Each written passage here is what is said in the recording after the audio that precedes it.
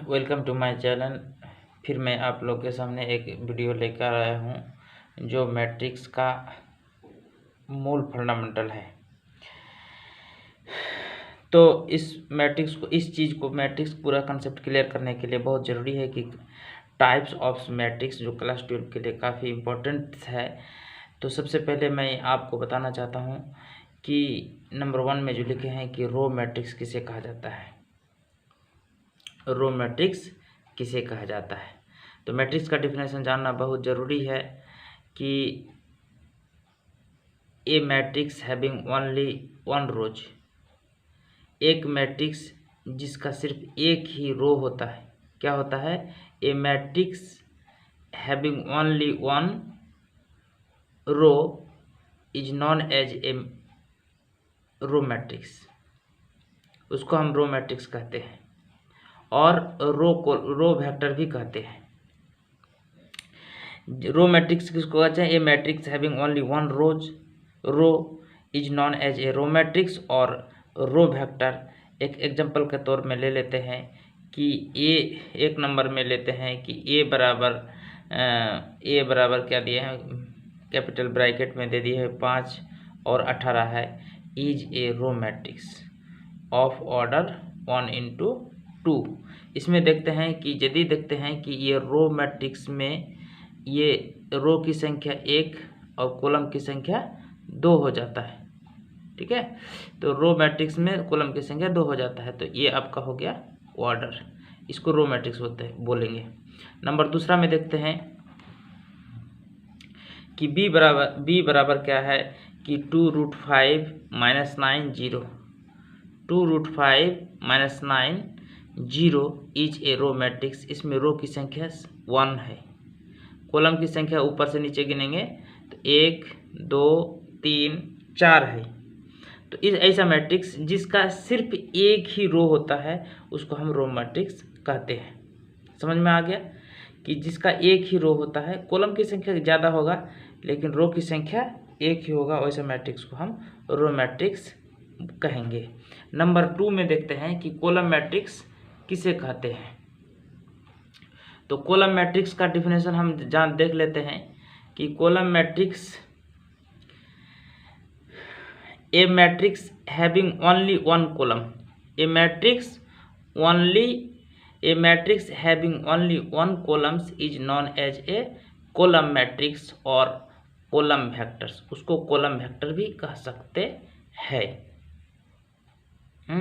Example में आपको एक क्वेश्चन ले लेते हैं कि ए बराबर क्या है 2 7 - 3 इज ए कॉलम वेक्टर। ये जो दिखते हैं ऊपर से नीचे है, इसमें कॉलम की संख्या 1 है, कॉलम की संख्या 1 है। तो रो की संख्या यदि गिनेंगे तो पंक्ति 1 2 3 दिख रहे हैं कि रो किधर से गुना जाता है, सोया हुआ लाइन को ऐसे, कैसे, पंक्ति जिसको कहते हैं रो। ये रो है, एक रो है, ये एक रो है, ये एक रो है, लेकिन कॉलम एक ही है। ठीक है, तो ऐसा मैट्रिक्स जिसमें एक ही कॉलम हो वैसा मैट्रिक्स को हम कॉलम मैट्रिक्स कहेंगे। उसका ऑर्डर देख लेंगे कि रो की सबसे पहले रो 3 है तो 3 और कॉलम 1 है, इसीलिए कॉलम 1। बी नंबर में देखते हैं कि 6 और 4 उसका एलिमेंट है, इज ए कॉलम मैट्रिक्स। उसका ऑर्डर क्या है? ऑर्डर हो गया रो की संख्या 2 1 2 और कॉलम की संख्या 1। तो वैसा मैट्रिक्स जिसका कॉलम की संख्या 1 ही हो उसे कॉलम मैट्रिक्स कहलाते हैं। नंबर 3 में आते हैं कि जीरो मैट्रिक्स और नल मैट्रिक्स किसे कहते हैं। तो जीरो मैट्रिक्स उसी को कहते हैं, नल मैट्रिक्स भी उसी को कहते हैं। A matrix each of whose elements is zero, जिसका प्रत्येक एलिमेंट क्या होता है? जीरो होता है। A matrix each of whose elements is zero is called a zero matrix और ए नल मैट्रिक्स, उसको नल मैट्रिक्स भी बोलते हैं, जीरो मैट्रिक्स भी बोलते हैं। एग्जांपल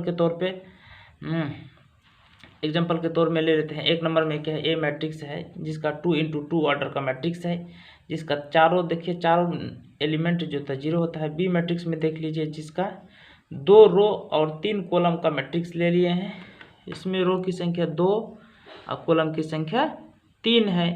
तो 2 इंटू 3 ऑर्डर का मैट्रिक्स है जिसका सारा एलिमेंट क्या है 0 है। उसके बाद सी नंबर में ऑप्शन जो है आपका 3 इंटू 3 ऑर्डर वाला मैट्रिक्स है जिसका सारा एलिमेंट 0 0 है। उसके बाद अगला क्वेश्चन हम देख लेते हैं। अगला क्वेश्चन में दिया है स्क्वायर मैट्रिक्स किसे कहलाते हैं। तो स्क्वायर मैट्रिक्स किसे कहते हैं, इसका डिफिनेशन जानना जरूरी है। A matrix having the same number of rows and columns, वैसा मैट्रिक्स जिसका रो और कॉलम की संख्या सेम हो, यानी 2 यदि रो है तो कॉलम भी 2 है, कॉलम यदि रो यदि 3 है तो कॉलम भी 3 है, रो की संख्या 4 है तो कॉलम की संख्या 4 होना चाहिए। तो वैसा matrix a matrix having the same number of rows and columns is called A square matrix. अब समझ में आ गया कि रो और कॉलम की संख्या यदि इक्वल होगा तो वैसा मैट्रिक्स को हम स्क्वायर मैट्रिक्स कहेंगे। उसमें से एक मूल पॉइंट को आप याद रखिएगा, ये matrix of order m into n where m equal to n, यदि वैसा मैट्रिक्स है यानी m को किसको रो की संख्या n कॉलम की संख्या, वही तो ऑर्डर इस तरह से लिखेंगे जिसका रो और कॉलम की संख्या क्या है इक्वल है, रो और कॉलम की संख्या इक्वल है। m इक्वल टू n का मतलब रो और कॉलम की संख्या इक्वल है, तो is called A square matrix of order n और n रोड स्क्वायर मैट्रिक्स उसको कहते हैं। नंबर 2 में उसका उसी का देखते हैं कि यदि कहते हैं नंबर 2 में देखिए कि a matrix of order m into n, ये कोई मैट्रिक्स है जिसका ऑर्डर क्या है m इंटू n है, कुछ भी हो सकता है। m इंटू n मतलब कोई भी ऑर्डर का मैट्रिक्स होगा, वेयर जहाँ m not equal to n, यानी रो और कॉलम की संख्या बराबर नहीं है, तो वैसा मैट्रिक्स को is called A rectangular matrix, जिसकी रो और कॉलम की संख्या क्या है इक्वल नहीं है, उसको रेक्टेंगुलर मैट्रिक्स कहते हैं। और डिफिनेशन के समय में भी रेक्टेंगुलर मैट्रिक्स कहा जाता है, क्योंकि मैट्रिक्स को ही रेक्टेंगुलर का ही उसका डिफिनेशन है, वो खिंचा हुआ आकृति है। उसका एग्जाम्पल के तौर में ले लेते हैं कि एग्जाम्पल 1 में देख लीजिए कि ये कोई मैट्रिक्स है जिसका 3 2 6 -5 एलिमेंट है, is a 2 rowed square matrix, 2 row 2 column वाला है, तो इसको बोलेंगे, इसको क्या पढ़ेंगे 2 रोड 2 रो वाला 2 कॉलम वाला को रो के हिसाब से इस चीज़ को पढ़ 2 रोड स्क्वायर मैट्रिक्स है। नंबर 2 में आ जाइए b बराबर, इसको ये सब चीज़ को याद करना जरूरी है। नंबर बी में देख लीजिए कि 5 3 6 7 √2 -4 -9 1/3 0, इस तरह का ये मैट्रिक्स है, 3 रो 3 कॉलम वाला है, तो इसको 3 रोड स्क्वायर मैट्रिक्स कहेंगे। 4 रो 4 कॉलम वाला होगा तो 4 रोड स्क्वायर मैट्रिक्स कहेंगे। 5 रो 5 कॉलम वाला होगा तो 5 रोड स्क्वायर मैट्रिक्स बोलेंगे। यानी जितना रो जितना कॉलम वाला होगा तो रो के हिसाब से सेम अगर होगा तो वैसा मैट्रिक्स को हम 2 तरह का डिफिनेशन से जानेंगे। नंबर 3 में देख लेते हैं कि रो की संख्या 2 है लेकिन कॉलम की संख्या क्या है 3 है, यानी रो और कॉलम एक दूसरे में इक्वल नहीं है। रो की संख्या और कॉलम की संख्या यदि इक्वल नहीं है तो वैसा मैट्रिक्स को हम रेक्टेंगुलर मैट्रिक्स कहेंगे। इस चीज़ से आपको पूरा पता चल गया कि आपको यहाँ पे डिफिनेशन के हिसाब से आपको पूरा पता चल गया कि यदि हमको इक्वल मैट्रिक्स कब बोलेंगे, इसको देखेंगे कि एक matrix of order m into n है लेकिन m और n की संख्या इक्वल है, तो वैसा मैट्रिक्स को हम इक्वल मैट्रिक्स बोलेंगे, या उसको उसका ऑर्डर ये बोलेंगे, क्या बोलेंगे n और रोड स्क्वायर मैट्रिक्स बोलेंगे। अब यदि रो और कॉलम की संख्या इक्वल नहीं है तो वैसा मैट्रिक्स को हम यानी रेक्टेंगुलर मैट्रिक्स कहेंगे। इसमें देखिए रो की संख्या 2 है लेकिन कॉलम की संख्या 3 है, ऐसा मैट्रिक्स को हम रेक्टेंगुलर मैट्रिक्स कहेंगे। अब रही बात कि 5वां डिफिनेशन में आइए आप। 5वां डिफिनेशन में क्या है कि diagonal element of A matrix, कोई मैट्रिक्स है जिसका डायगोनल में कोई एलिमेंट है। तो आप जानते हैं कि लेफ्ट टू राइट, ये देखिए ये लेफ्ट टू राइट डायगोनल है, इस हिसाब से लेफ्ट टू राइट डायगोनल और एक होता है राइट टू लेफ्ट डायगोनल। तो इस मैट्रिक्स चैप्टर में आपको देखना है कि लेफ्ट टू राइट डायगोनल में आपको पढ़ा जाता है। राइट टू इस डायगोनल का कोई अभी आपको नहीं है, आगे जाके आपको बताएंगे, लेकिन क्लास 11-12 में जाके ये लेफ्ट टू राइट डायगोनल का ही बात बोलते हैं। Diagonal elements of A matrix, कोई एक मैट्रिक्स है, डायगोनल में क्या क्या एलिमेंट आता है। तो देखिए इस चीज़ को आप ढक लीजिए, तो ढकिएगा तो यहाँ पे देखिए 3 है, यहाँ पे 5/8 है और यहाँ पे √2 है। तो जिस चीज़ को ढकते हैं, ढकने के उसके कलम के नीचे में जो एलिमेंट आता है उस चीज़ को आप देखिए, इस चीज़ को उसी एलिमेंट जो ढकता है वैसा एलिमेंट को हम diagonal element of A matrix कहेंगे। एक मैट्रिक्स का वो डायगोनल एलिमेंट है, डायगोनल में एलिमेंट है, इसलिए इसको डायगोनल एलिमेंट कहेंगे।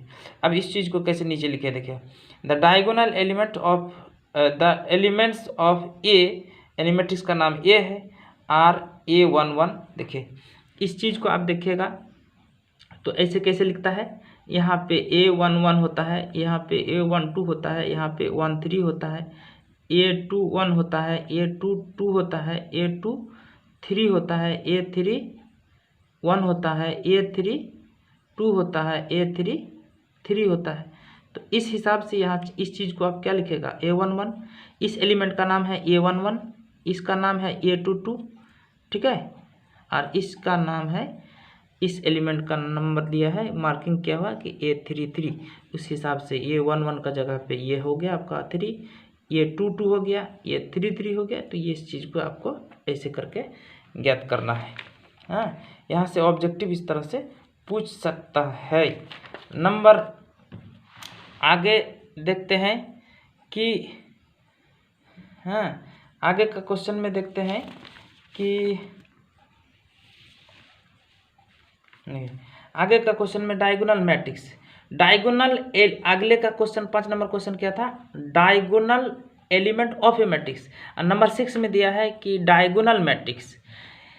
डायगोनल मैट्रिक्स का डिफिनेशन जानना जरूरी है। यदि आपको डायगोनल मैट्रिक्स बोलेगा तो आप नहीं समझ पाइएगा तो फिर बेकार है, इसलिए इसको डिफिनेशन को बेहतरीन रूप से समझना जरूरी है, नहीं तो क्वेश्चन आप नहीं समझ पाइएगा। तो a matrix, a square matrix in which every non diagonal element, ये स्क्वायर का मतलब क्या होता है, जिसकी रो और कॉलम की संख्या, आगे डिफिनेशन बताएं, वैसा मैट्रिक्स जिसका रो और कॉलम की संख्या इक्वल। तो ए स्क्वायर मैट्रिक्स इन व्हिच, जिसमें एवरी नॉन डायगोनल इसको कहते हैं डायगोनल, ठीक है, और बाकी वाला एलिमेंट को क्या बोलेंगे, नॉन डायगोनल। ये इसका जो ये जो दिख रहे हैं, ये जो कलम चला रहे हैं हम सीधा होके, तो ये हो गया आपका डायगोनल। और इसके अलावा ये जो बाकी ये वाला 3 है, ये वाला 3 और ये वाला जो हम आपको क्या कर रहे हैं, घेर के छोटा छोटा करके घेर दिए, तो ये जो दोनों घेर दिए ये हो गया आपका नॉन डायगोनल। और ये सामने जो दिखते हैं डायगोनल में, तो कहता है कि every non diagonal element is 0, उसका बाकी एलिमेंट क्या होना, नॉन डायगोनल एलिमेंट 0 होना चाहिए, इज कॉल्ड डायगोनल मैट्रिक्स। और उसका डायगोनल में कोई एलिमेंट हो, लेकिन शर्त इतना है कि उसका नॉन डायगोनल एलिमेंट में 0 होना चाहिए। इसमें कुछ भी संख्या हो सकता है, लेकिन नॉन डायगोनल एलिमेंट 0 होना चाहिए, तो वैसा मैट्रिक्स को हम नॉन डायगोनल मैट्रिक्स कहेंगे। Then A is a diagonal matrix, A is a, इस मैट्रिक्स को हम क्या बोलेंगे, डायगोनल मैट्रिक्स। अब हम इसको क्या कहते हैं, वी मे रिटन एज, इस चीज़ को हम इस तरह से लिख सकते हैं कि ए इक्वल टू DIAG, डायगोनल का शॉर्ट फॉर्म है, DIAG डायगोनल, इसको डायगोनल पढ़िएगा। तो ये जो एलिमेंट में दिया है 6 4 कितना, आगे जाके देख लीजिए, ये जो दिख रहा है ना 6 4 51, वही चीज़ को खाली डायगोनल को आप ब्रैकेट लगा के ऐसे लिख दीजिए। यदि आप इस चीज़ को यहाँ, इस चीज़ को इस तरह लिख सकते हैं, तो इस चीज़ को ये भी लिख सकते हैं, जाहिर सी बात है। तो इसको जब लिखिएगा तो ये चीज़ एलिमेंट को डायगोनल में लिख दीजिए, बाकी एलिमेंट को आपको क्या करना है, नॉन डायगोनल में 0 0 बैठा देना है। यानी डायगोनल को इस तरह से इस तरह लिख सकते हैं, इस तरह को इस तरह लिख सकते हैं। वी में रिटन एज का मतलब यही होता है, उस चीज़ को आप इस तरह लिख सकते हैं। अब नेक्स्ट में एक क्वेश्चन और डिफिनेशन देख लीजिए, 7वां नंबर डिफिनेशन जो है, स्केलर मैट्रिक्स किसको कहा जाता है। तो स्केलर मैट्रिक्स का कहता है ए स्क्वायर। स्क्वायर का जब भी शब्द आएगा तो आपको दिमाग में एकदम फट से घुस जाना चाहिए कि स्क्वायर का मतलब रो और कॉलम की संख्या इक्वल। तो यहाँ पे कहता है कि ये स्क्वायर मैट्रिक्स एक वर्गाकार मैट्रिक्स है जिसका रो और कॉलम की संख्या इक्वल है, इन विच एवरी नॉन डायगोनल, जिसका प्रत्येक नॉन डायगोनल एलिमेंट इज 0, जिसका कहता है कि प्रत्येक नॉन डायगोनल जिसको देखिए, ये हो गया आपका विकर्ण, विकर्ण के अलावा इसके देखिए विकर्ण, ठीक है। तो कहता है कि एवरी नॉन डायगोनल के अलावा जो बाकी साइड में रहता है, every non diagonal element is 0, जितना डायगोनल के अलावा जितना भी एलिमेंट होता है वो 0 होता है। And all diagonal elements are equal, लेकिन डायगोनल में जो एलिमेंट होता है वो इक्वल होता है। देखिए एग्जांपल में देख लीजिए, ये 5 ये 5, ये -3 ये -3 ये -3, यानी जब भी होगा डायगोनल में जो भी एलिमेंट होगा वो इक्वल होगा, और डायगोनल के अलावा जो नॉन डायगोनल एलिमेंट होगा वो 0 ही होगा, ठीक है। तो वैसा मैट्रिक्स को हम स्केलर मैट्रिक्स कहेंगे। एक बार फिर पढ़ लेते हैं, ये square matrix in which every non diagonal element is 0, जिसका डायगोनल के अलावा जितना एलिमेंट होता है वो 0 होता है। And all diagonal elements are equal is known as a scalar matrix, वैसा मैट्रिक्स को हम स्केलर मैट्रिक्स कहेंगे। अब रही बात कि नेक्स्ट क्वेश्चन, ये डिफिनेशन में देखिए कि नेक्स्ट डिफिनेशन हम यूनिट मैट्रिक्स किसको कहते हैं। तो यूनिट मैट्रिक्स का डिफिनेशन आपको याद रखना है कि ये स्क्वायर मैट्रिक्स एक वर्गाकार मैट्रिक्स है, यानी रो और कॉलम वाला समान वाला मैट्रिक्स है, इन विच एवरी नॉन डायगोनल, देखिए एवरी नॉन डायगोनल एलिमेंट्स, ठीक है, नॉन डायगोनल एलिमेंट इज 0, सब में कहता है कि नॉन डायगोनल एलिमेंट क्या है, 0 होता है। यानी डायगोनल के अलावा विकर्ण, हिंदी में आप लोग विकर्ण पढ़े ना जी, इसको क्या बोलते हैं, विकर्ण ना बोलते हैं।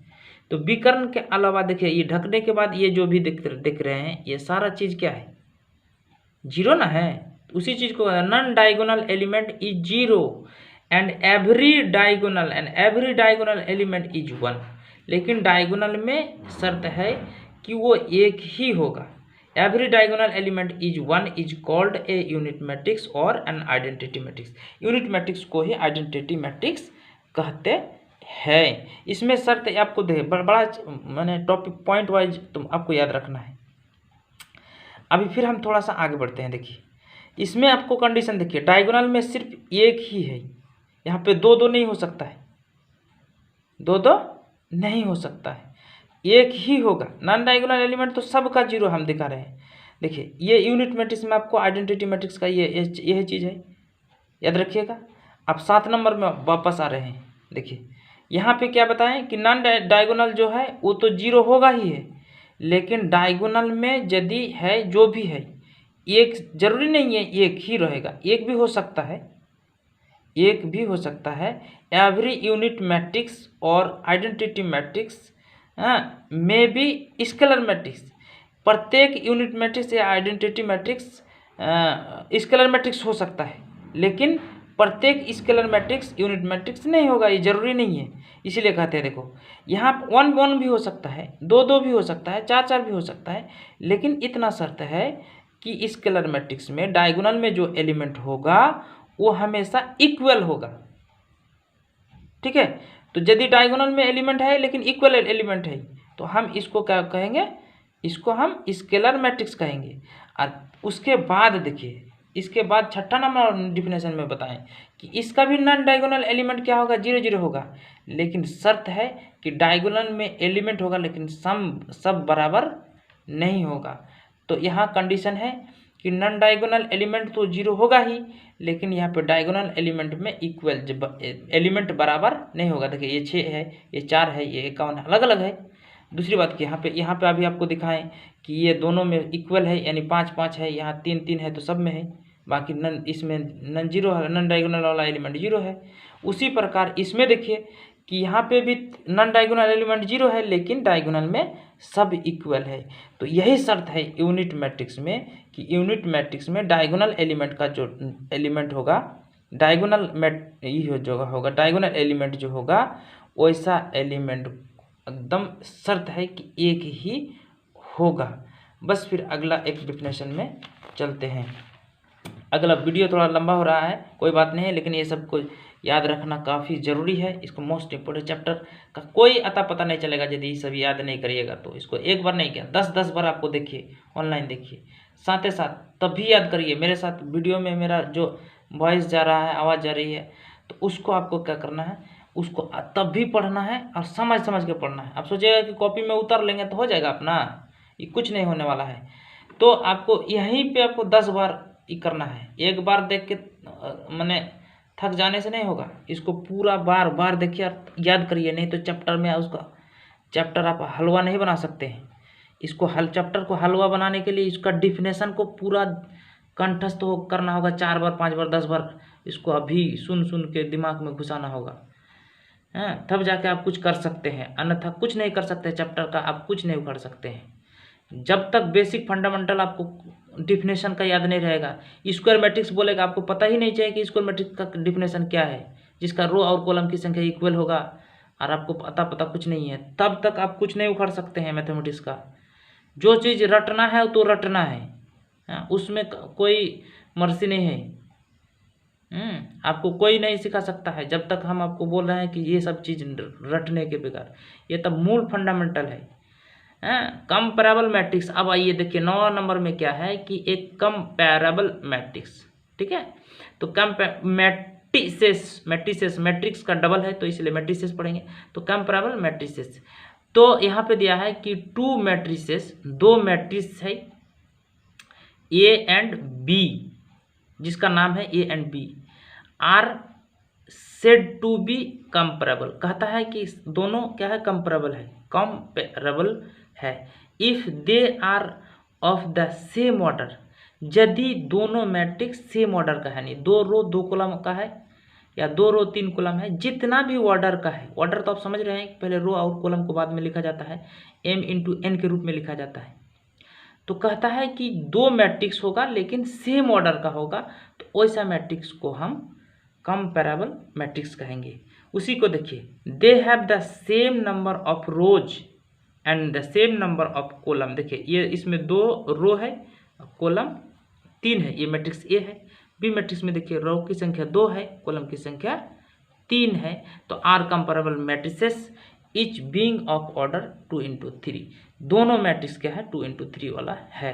तो वैसा मैट्रिक्स यदि आपको 2 मैट्रिक्स देगा और बोलेगा कि दोनों का ऑर्डर यदि इक्वल होगा, तो दोनों वैसा मैट्रिक्स को हम एक दूसरे का कंपैरेबल मैट्रिसेस कह सकते हैं।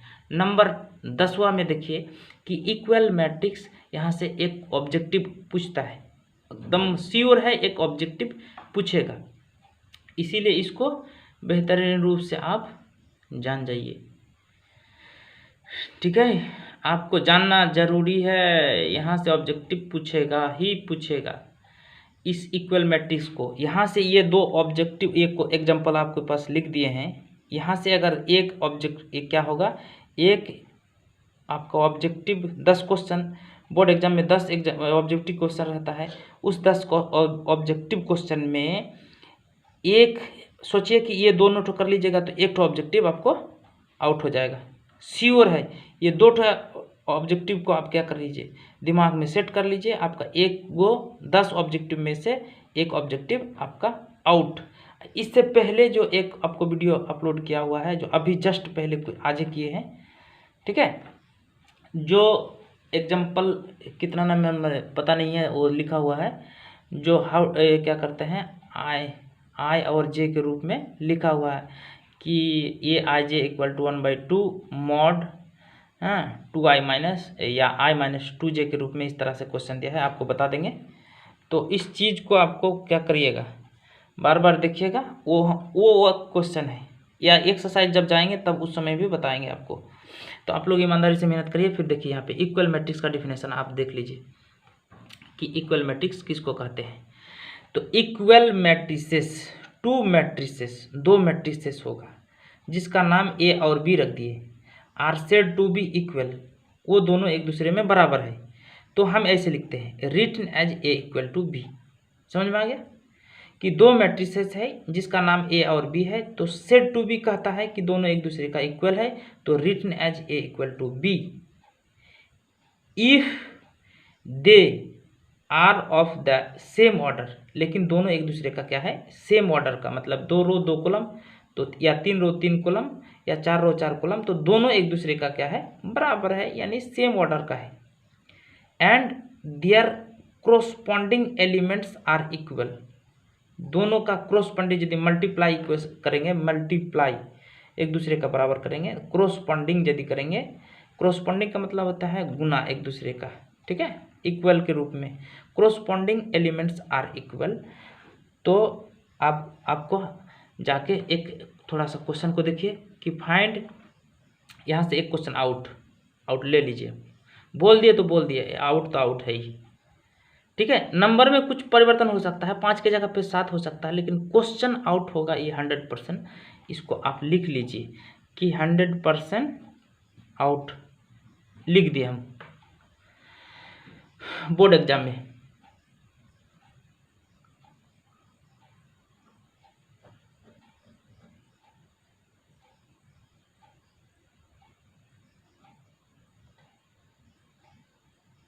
बोर्ड एग्जाम में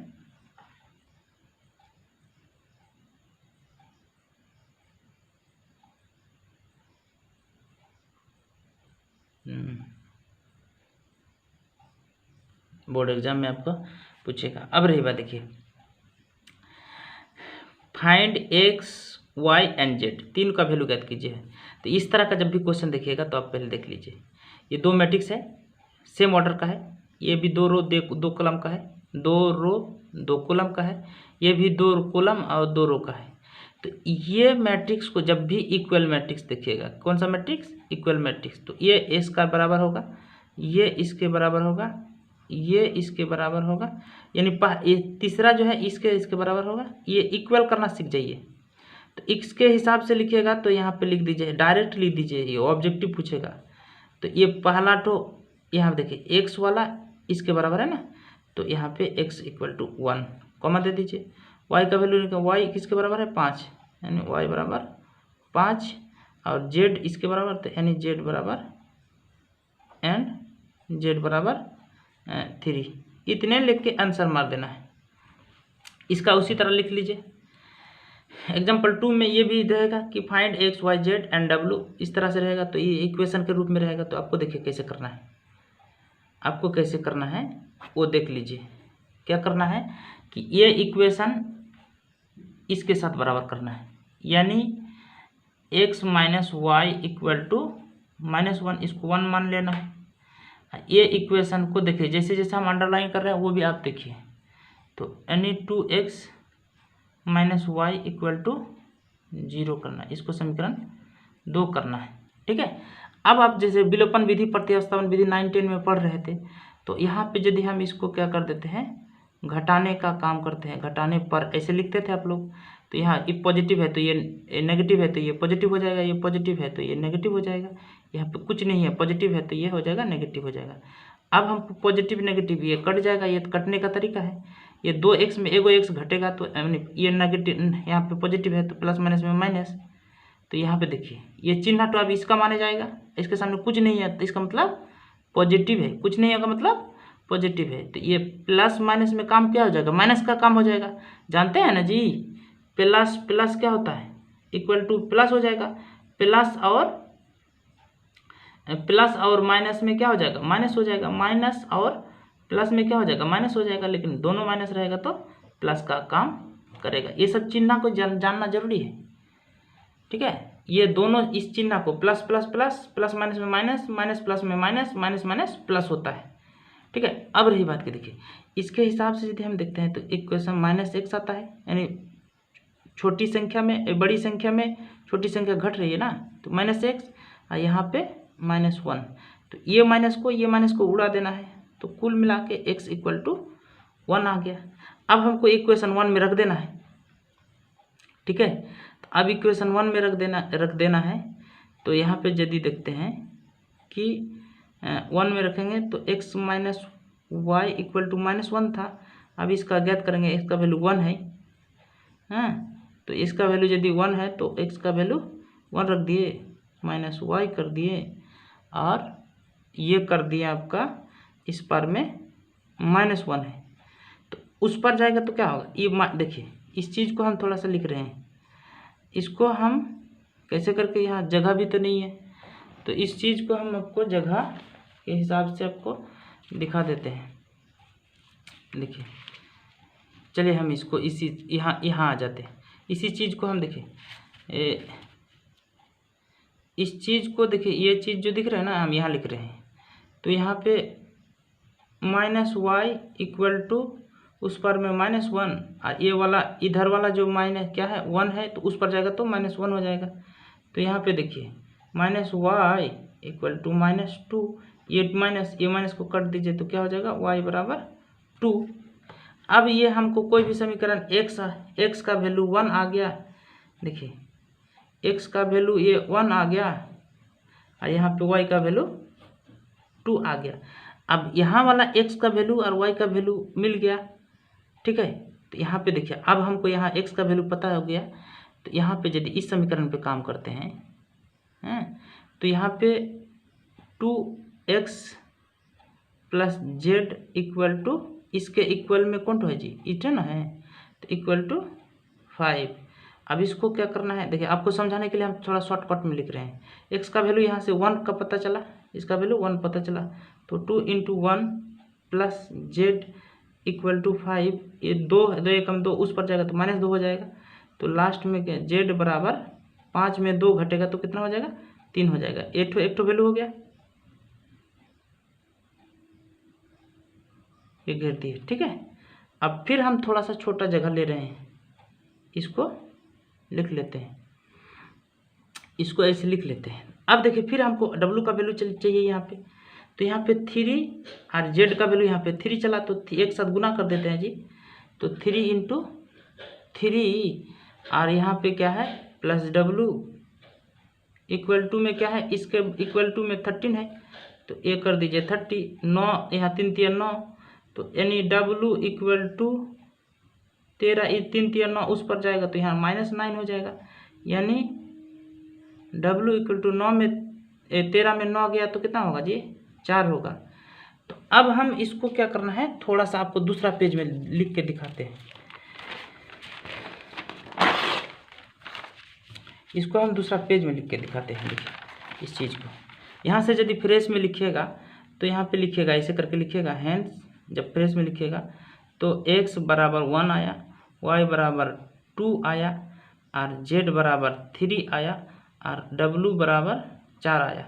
इतने तो लिख के आपको क्या करना है, 1 नंबर यह क्वेश्चन पूछेगा, तो इसलिए ज़्यादा आपको टेंशन नहीं लेना, मुँह में भी कैलकुलेशन कर सकते हैं, लेकिन आपको हम बताने के लिए अभी क्या करना है, ये जितना भी चीज़ जो अभी वैल्यू दिखे ना जी, इस सारा चीज़ को आपको खाली यहाँ आके सजा दिए, ठीक है।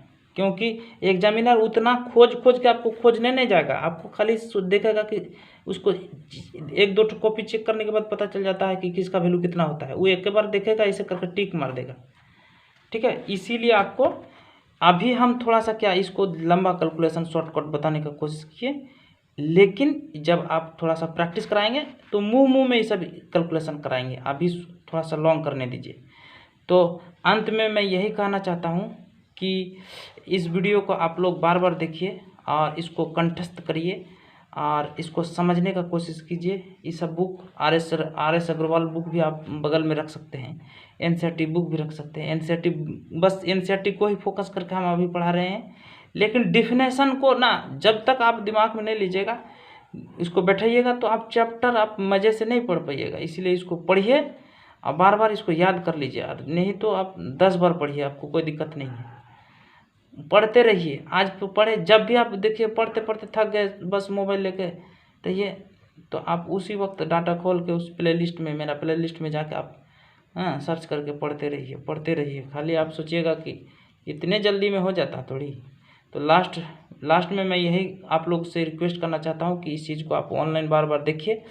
और अभी ज़रूरत है, मेरा नया यूट्यूब चैनल है, इसको क्या कहता है 4,000 घंटा वॉचिंग मिनट्स यूट्यूब शर्त है, 1,000 सब्सक्राइबर है। तो आप लोग शेयर कीजिए, कमेंट कीजिए और लाइक कीजिए। हम कंटिन्यू आप पर मेहनत करते हैं, आप लोग भी मेहनत कीजिए ईमानदारी से। दोनों जब तक ईमानदारी से मेहनत नहीं करेंगे तो फिर आप एक दूसरे से आगे नहीं बढ़ सकते हैं। देखते हैं कि मेरा कितना, आप लोग का मेहनत से कितना जल्दी चैनल कितना सब्सक्राइबर बढ़ता है, उस हिसाब से फिर देखते हैं। Thank you for watching this video. ये मेरा यूट्यूब चैनल है math study 98 by Sufiyan sir. इसको सब्सक्राइब करिएगा और प्रेस करिएगा। तो याद रखिएगा एक बात को कि बेल आइकन जब भी दबाइएगा वॉल नोटिफिकेशन में जाके क्लिक कीजिएगा। ऐसे वॉल नोटिफिकेशन में यहाँ ऐसे करके दाग भी रहता है, बेल आइकन के ऊपर में दाग भी ऐसे रहता है। तो इस चीज़ को आपको फोकस करना है। और क्या कहता है, यूट्यूब प्लेलिस्ट में जाके आप चेक भी कर सकते हैं। इसके अलावा क्लास 6 से लेके BSc तक का मैथ इसमें सोल्यूशन मेरा प्लेलिस्ट में मिलेगा। बस हम आप लोग के लिए मेहनत कर ही रहे हैं, आप लोग भी मेहनत कीजिए। हमको यूट्यूब में फॉलो कीजिए, फेसबुक में फॉलो कीजिए, ट्विटर इंस्टाग्राम में फॉलो कर सकते हैं। इसके साथ साथ आप लोग को ये भी बताना चाहते हैं कि सीटेट स्टेट कोई भी स्टेट का बेसिक इंग्लिश हिंदी ग्रामर मेरा प्लेलिस्ट में है, उसमें भी आप फोकस कर सकते हैं। और छोटा छोटा आप लोग का भाई बहन जितना भी रिश्तेदार है वो लोग भी बोल सकते हैं कि क्लास 6 से लेके कोई भी चीज़ का मिल सकता है। इसीलिए हम छोटा बच्चा को भी हेल्प करना चाहते हैं, उसको बेसिक इंग्लिश हिंदी साथ साथ में साइंस का भी आपको ये करेंगे।